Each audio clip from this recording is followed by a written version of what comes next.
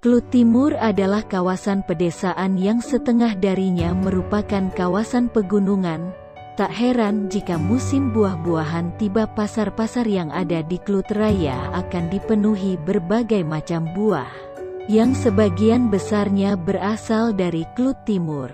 Seperti buah durian, rambutan, langsat dan manggis. Yang menarik dari jenis buah-buahan yang ada di Klut Timur, adanya sejenis buah yang tergolong langka, dikarenakan berbuah 2, 3 atau 5 tahun sekali. Namanya kesusu atau nama latinnya Praenea limpato, merupakan sejenis buah yang unik karena mempunyai rupa bentuk yang tidak seperti buah-buahan yang lain.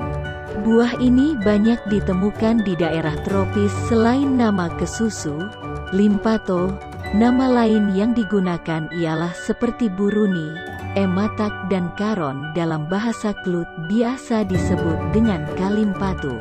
Buah ini termasuk dalam keluarga Moraceae atau suku ara-araan, adalah salah satu suku anggota tumbuhan berbunga. Bentuknya sangat unik di mana dalam satu tangkai berkumpul buah setengah jari telunjuk. Bila sudah matang, buah limpato atau buah kesusu berwarna orange dan rasanya asam manis yang terasa sangat segar.